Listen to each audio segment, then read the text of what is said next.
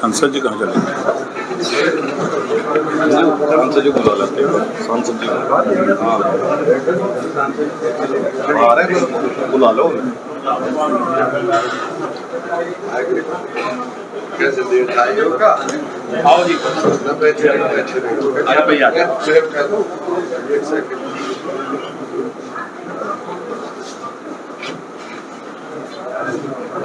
समस्या तो बता दें, अभी ये हो जाएगा इसके बाद।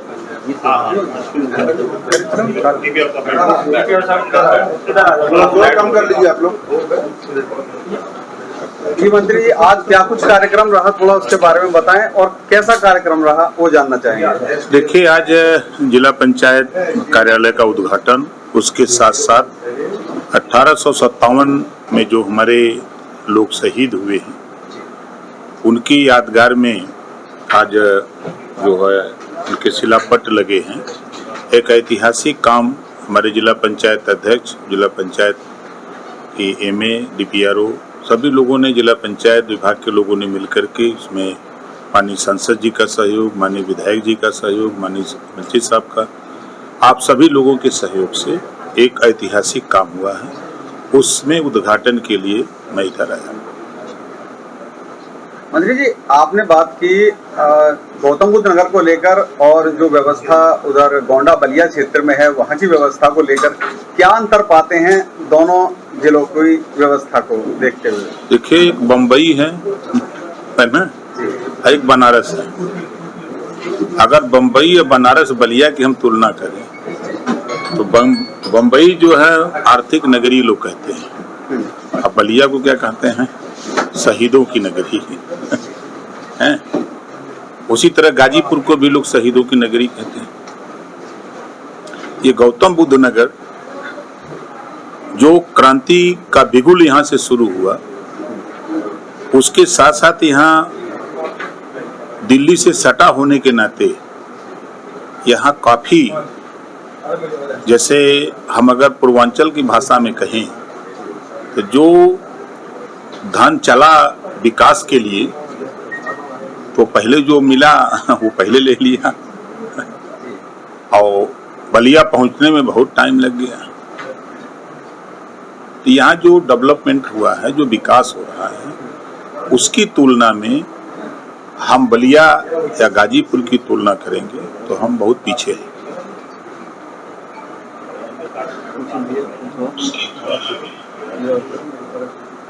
मंत्री जी, राहुल गांधी जी ने ट्वीट किया है पीएम मोदी का, जिसमें कहा है कि ऑपरेशन सिंदूर के जो वीडियो हैं कुछ ट्वीट किए हैं कि प्रधानमंत्री जो कहते हैं वो बातें खोखली होती हैं, इसको क्या कहना? देखिए, हमारे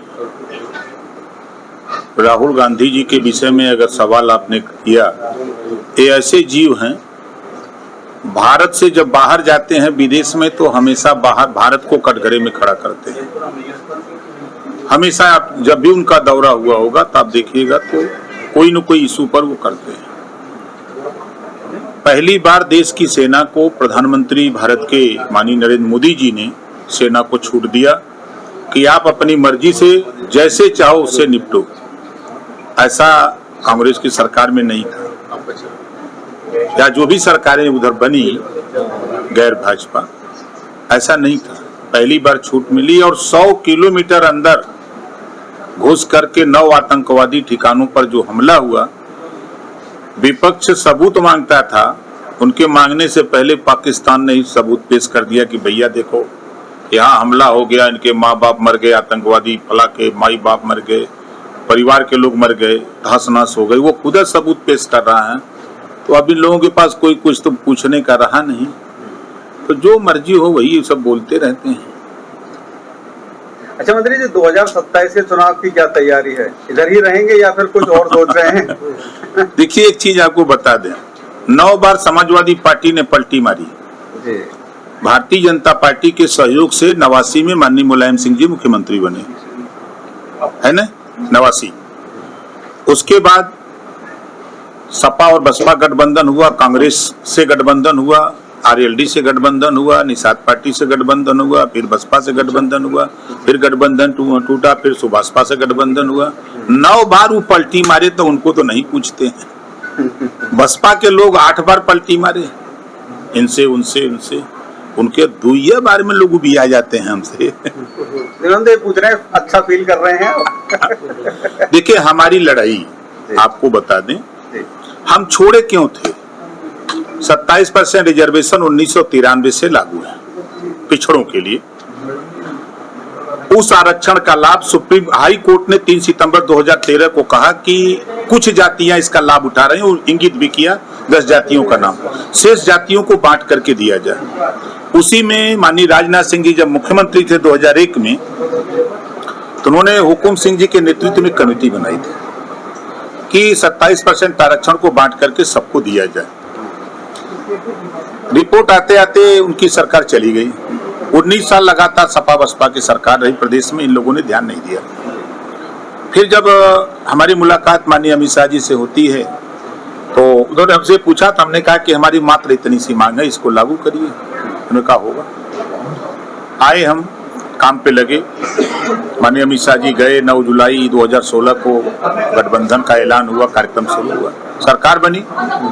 फिर जब हम दबाव बनाने लगे तो सदन में मुख्यमंत्री जी ने भी करीब 10 बार बोला कि नहीं ये होगा।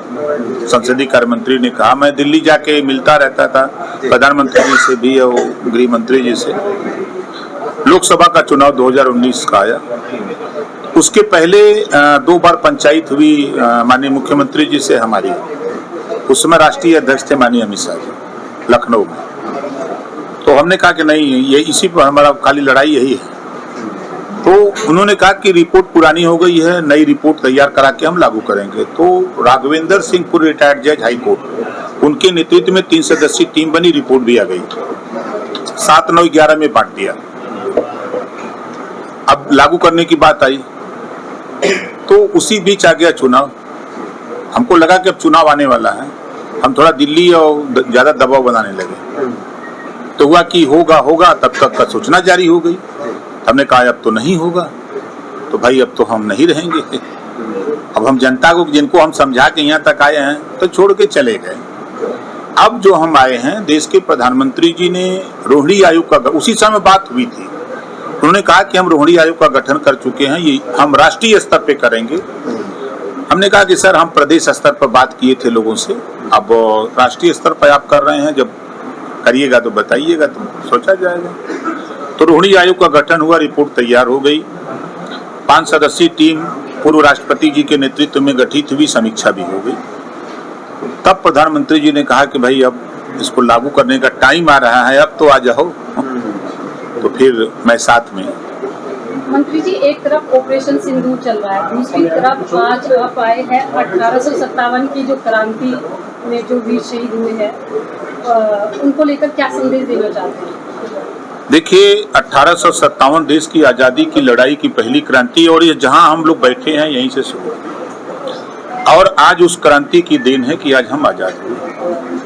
आज जिस आतंकवाद से पूरी दुनिया जूझ रही है, उससे निपटने के लिए हमारे देश के प्रधानमंत्री माननीय नरेंद्र मोदी जी ने जो अभियान शुरू किया, जो घटना आतंकवादियों के द्वारा की गई, 100 किलोमीटर अंदर पाकिस्तान में घुस करके आतंकवादी ठिकानों को ध्वस्त किया गया। तो हम तो